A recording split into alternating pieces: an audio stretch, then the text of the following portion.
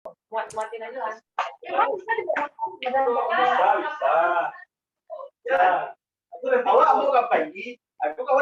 Oke, assalamualaikum warahmatullahi wabarakatuh. Kita lanjutkan ya presentasi terkait ketata laksanaan pencemaran atau kerusakan lingkungan. Di mana pada kesempatan kali ini kita lanjutkan pembahasannya untuk lingkungan laut ya. Jadi terkait dengan pencemaran lingkungan laut. Pada kelompok berapa Astri? Kelompok 4, 3 ya? Kelompok 3, Pak. Kelompok 3, saya persilakan. Yang lain tolong diperhatikan dan nanti silakan diberikan tanggapan atau pertanyaan.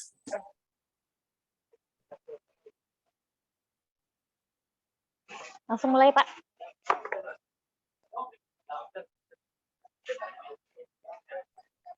Silakan. Baiklah, assalamualaikum warahmatullahi wabarakatuh. Waalaikumsalam warahmatullahi wabarakatuh. Kami dari kelompok 3 ingin mempresentasikan tentang pencemaran lingkungan laut. Anggota kelompok sendiri, saya, Astri Wahyuni, dan Wahyu Marfianda.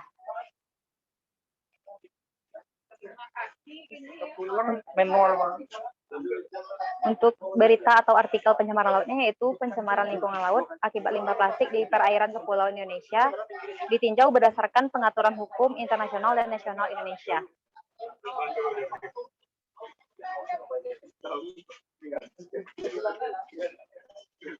Pencemaran lingkungan laut adalah perubahan pada lingkungan laut yang terjadi akibat dimasukkannya oleh manusia secara langsung ataupun tidak langsung bahan-bahan atau energi ke dalam lingkungan laut, termasuk muara sungai, yang menghasilkan akibat yang demikian buruknya sehingga merupakan kerugian terhadap kekayaan hayati, bahaya terhadap kesehatan manusia, gangguan terhadap kegiatan di laut termasuk perikanan, dan lain-lain. Penggunaan laut yang tidak wajar, pemburukan daripada kualitas air laut, dan menurunnya tempat-tempat pemukiman dan rekreasi.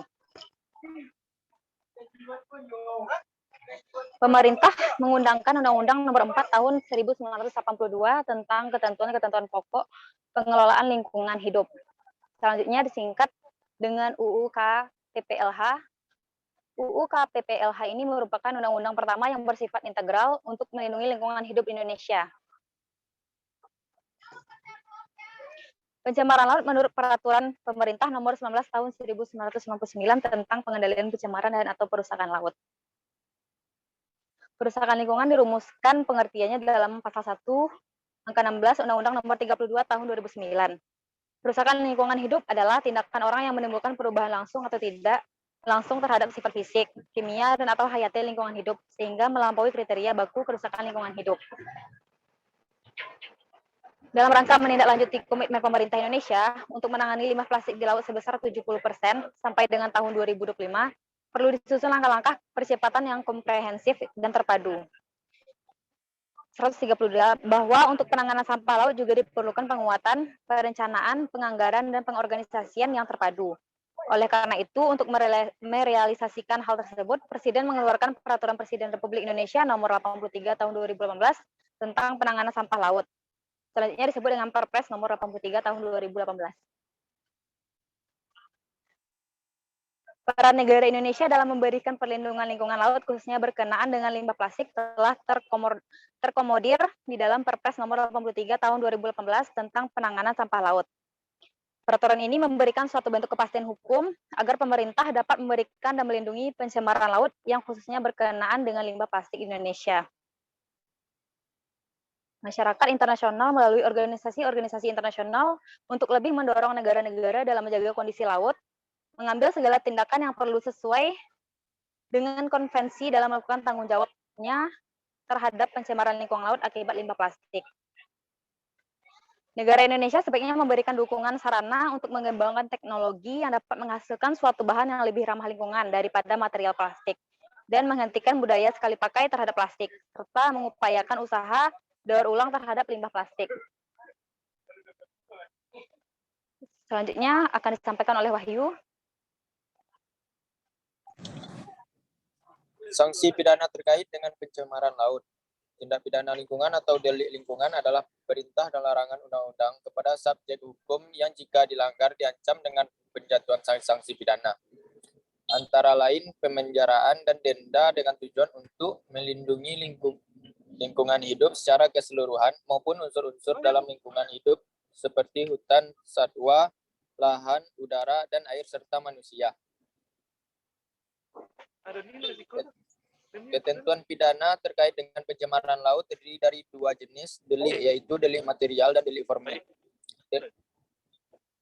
Delik material dalam ketentuan Undang-Undang Nomor 32 Tahun 2009 tentang perlindungan dan pengelolaan lingkungan hidup terdapat pada pasal 98 dan pasal 99, yaitu setiap orang yang dengan sengaja atau kelalaiannya melakukan satu perbuatan yang mengakibatkan dilampauinya baku mutu udara ambien, baku mutu air laut, atau kriteria baku kerusakan lingkungan hidup. 2. Perbuatan yang mengakibatkan dilampauinya baku mutu udara ambien, baku mutu air laut, atau kriteria baku kerusakan lingkungan hidup dan mengakibatkan orang luka dan atau bahaya kesehatan manusia. 3. Perbuatan yang mengakibatkan dilampauinya baku mutu udara ambien, baku mutu air laut, atau kriteria baku kerusakan lingkungan hidup dan mengakibatkan orang luka berat atau mati. Sedangkan perbuatan yang dilarang yang masuk kategori delik formil dalam Undang-Undang Nomor 32 Tahun 2009 tentang perlindungan dan pengelolaan lingkungan hidup terdapat pada pasal 100 sampai dengan pasal 111 dan pasal 113 sampai dengan pasal 115 antara lain. 1. Melanggar baku mutu air limbah, baku mutu emisi, atau baku mutu gangguan. 2. Melakukan pengelolaan limbah B3 tanpa izin. 3. Menghasilkan limbah B3 dan tidak melakukan pengelolaan. 4. Melakukan dumping limbah dan atau bahan ke media lingkungan hidup tanpa izin. 5. Memasukkan limbah ke dalam wilayah negara kesatuan Republik Indonesia. 6. Melakukan usaha dan atau kegiatan tanpa memiliki izin lingkungan. 7. Menyusun AMDAL tanpa memiliki sertifikat kompetensi penyusun AMDAL. 8. Pejabat memberi izin lingkungan yang menerbitkan izin lingkungan tanpa dilengkapi dengan AMDAL atau UKL-UPL. 9. Pejabat memberi izin usaha dan atau kegiatan yang menerbitkan izin usaha dan atau kegiatan tanpa dilengkapi dengan izin lingkungan. 10. Memberikan informasi palsu, menyesatkan, menghilangkan informasi, merusak informasi, atau memberikan keterangan yang tidak benar yang diperlukan dalam kaitannya dengan pengawasan dan penegakan hukum yang berkaitan dengan perlindungan dan pengelolaan lingkungan hidup. 11. Penanggung jawab usaha dan atau kegiatan yang tidak melaksanakan paksaan pemerintah. 12. Dengan sengaja mencegah, menghalang-halangi, atau menggagalkan pelaksanaan tugas pejabat pengawas lingkungan hidup dan atau pejabat penyidik pegawai negeri sipil. Kasus dan penyelesaian hukum. Penegakan hukum lingkungan adalah upaya untuk mencapai ketaatan terhadap peraturan dan persyaratan dalam ketentuan hukum yang berlaku secara umum dan individual melalui pengawasan dan penerapan ataupun ancaman, sarana administratif, keperdataan, dan kepidanaan. Setiap orang yang melakukan pembuangan limbah air, balas, kotoran, sampah, atau bahan lain ke perairan di luar ketentuan peraturan perundang-undangan sebagaimana dimaksud dalam pasal 229 ayat 1 dipidana dengan pidana penjara 2 tahun dan denda paling banyak 300 juta rupiah. Jika perbuatan sebagaimana dimaksud pada ayat 1 mengakibatkan rusaknya lingkungan hidup atau tercemarnya lingkungan hidup dipidana dengan pidana penjara paling lama 10 tahun dan denda paling banyak 500 juta rupiah. Jika perbuatan sebagaimana dimaksud pada ayat 1 mengakibatkan kematian, seseorang dipidana dengan pidana penjara paling lama 15 tahun dan denda paling banyak 2.500.000.000 rupiah. Penerapan sanksi pidana penjara dan denda tersebut di atas bersifat kumulatif, bukan alternatif. Jadi sanksinya diterapkan keduanya, yaitu sanksi pidana penjara dan pidana denda, bukan salah satu di antaranya.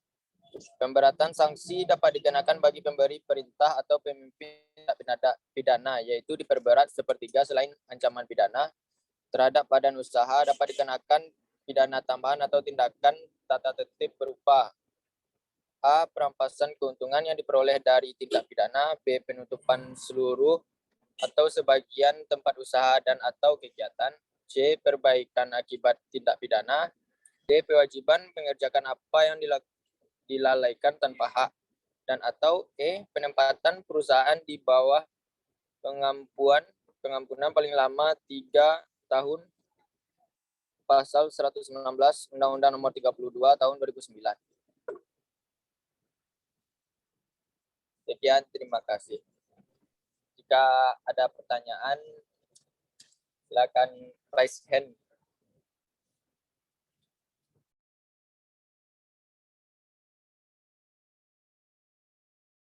Oke, terima kasih untuk paparannya kelompok 3. Silakan bagi kelompok lain yang ingin bertanya. Mana ini yang lain? Izin bertanya, Pak. Oke, silakan. Saya perkenalkan, nama saya M. Subhan dari kelompok 2, ingin bertanya kepada kelompok 3, yaitu coba sebutkan bentuk pertanggungjawaban pencemaran lingkungan laut secara administrasi dan perdata. Sekian, makasih.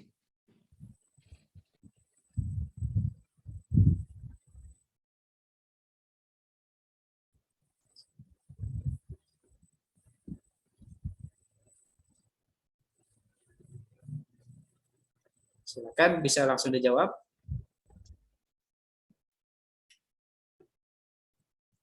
Belum bisa langsung dijawab, Pak. Oke, sambil menunggu kelompok 3 menjawab, silakan. Apakah masih ada yang ingin bertanya?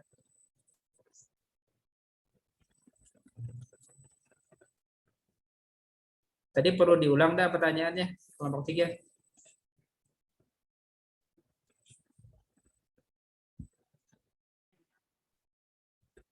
Pertanyaannya sudah cukup jelas ya tadi ya? Sudah, Pak. Oke, siap. Silakan, apakah ada yang ingin tanyakan lagi?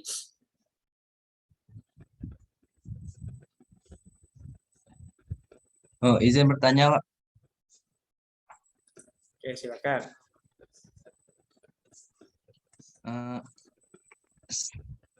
Sebutkan satu contoh kasus pencemaran lingkungan laut yang terjadi di Padang dan berikan satu tindak pidana pada pelaku tersebut. Oke.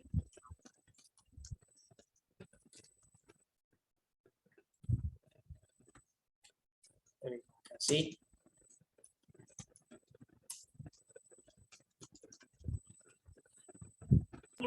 Bisa Ya. diulangin lagi pertanyaannya.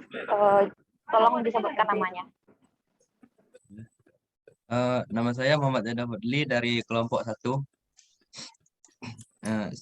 Pertanyaannya, sebutkan satu contoh kasus pencemaran lingkungan laut yang terjadi di Padang dan berikan satu tindak pidana pada pelaku tersebut.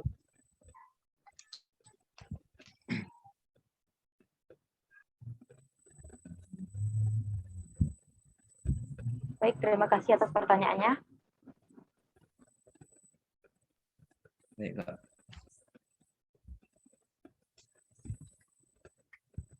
Satu lagi mungkin ada yang masih mau tanya?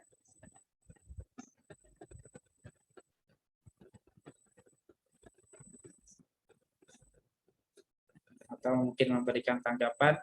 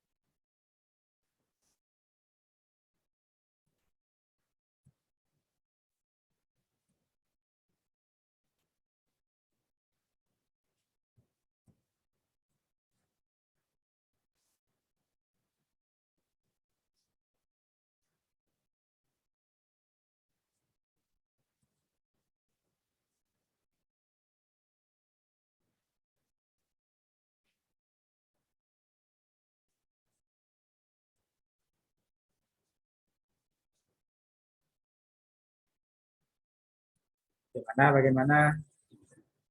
9 menit lagi selesai ini.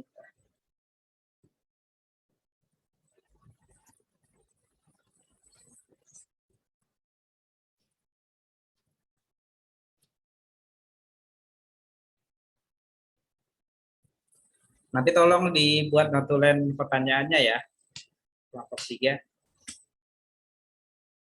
Nanti ditambahkan saja di penugasan di Google Classroom. Baik, Pak. Ada yang bisa dijawab? Masih ada 9 menit, sudah cukup lah.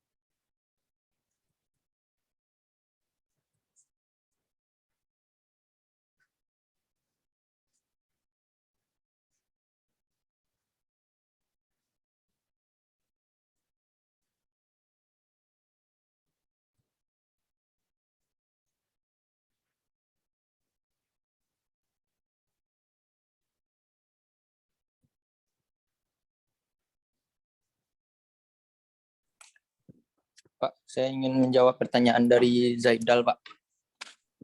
Oke, silakan. Contoh kasus pencemaran lingkungan laut di Padang dan tindakan hukum pidana terhadap pencemaran tersebut. Contoh kasus yang pernah terjadi di Padang yaitu minyak sawit yang tumpah di Teluk Bayur pada bulan September tahun 2017.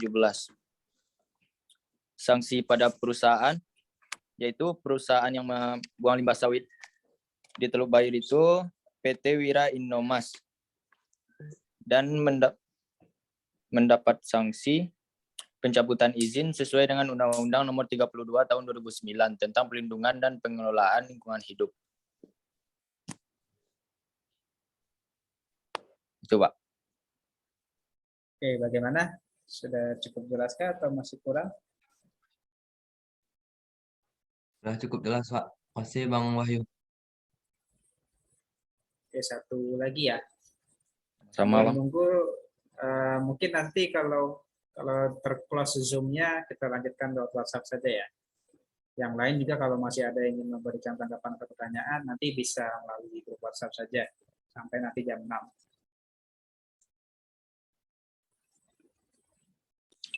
Selanjutnya untuk pertanyaan dari M. Subhan, Pak. Bentuk pertanggungjawaban pencemaran lingkungan laut secara administrasi dan perdata. Secara administrasi, adanya teguran terhadap perusahaan-perusahaan yang memiliki izin pengelolaan limbah dan melakukan penyalahgunaan izin tersebut. Dapat dikenakan teguran terkait dengan limbah yang dihasilkannya. Kalau secara hukum pidana, perusahaan yang melakukan pencemaran lingkungan dapat dikenakan pasal 98 UU PPLH karena dengan perbuatan dilakukannya mengakibatkan terlampauinya ambang baku mutu. Selain dikenakan pasal 98 juga dapat dikenakan pasal 100 apabila perusahaan telah terlebih dahulu mendapatkan sanksi administratif dari pemerintah. Sekian, Pak. Bagaimana? Sudah cukup jelaskan? Terima kasih kelompok 3. Sudah, Pak. Terima kasih, Pak. Oke. Sip. Apakah masih ada yang ingin memberikan tanggapan atau pertanyaan?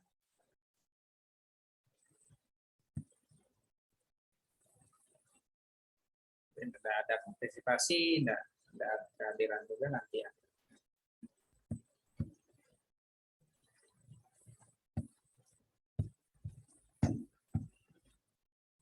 Oke, kalau sudah tidak ada, mungkin sedikit dari saya beberapa hal yang perlu dikomentari terkait dengan materinya. Pertama terkait dengan presentasinya, masih terlalu banyak teks ya, yang kalau bisa dikurangi lagi teks yang ditampilkan dalam poin-poin saja. Dan yang kurang kasusnya tidak secara detail sebenarnya. Harusnya ada muncul tadi yang ditanyakan oleh Sultan tadi ya. Jadi sebenarnya kasus-kasus terkait dengan pencemaran laut itu seperti apa dan sudah sejauh mana sih sebenarnya pertanggungjawabannya. Apakah sudah ada bentuk pertanggungjawaban ketika adanya pencemaran laut, itu yang harusnya dibahas. Oke, semoga nanti untuk kedepannya bisa lebih baik lagi, dan beberapa kelompok yang belum presentasi terkait dengan beberapa bidang kajiannya, saya mohon untuk bisa diperbaiki lagi kalau memang ingin memperbaiki sebelum presentasi pada minggu-minggu berikutnya. Oke, kalau begitu saya tutup saja pertemuan Zoom ini dengan hamdalah. Alhamdulillahirabbil alamin. Terima kasih yang sudah ikut berkontribusi selama jalannya perkuliahan ini. Nanti kalau masih ada tanggapan atau pertanyaan, silakan melalui grup WhatsApp saja. Silakan bisa dimaksimalkan grup itu untuk membahas hal-hal yang terkait dengan hukum lingkungan apapun itu. Saya tutup. Assalamualaikum warahmatullahi wabarakatuh. Waalaikumsalam warahmatullahi wabarakatuh. Waalaikumsalam.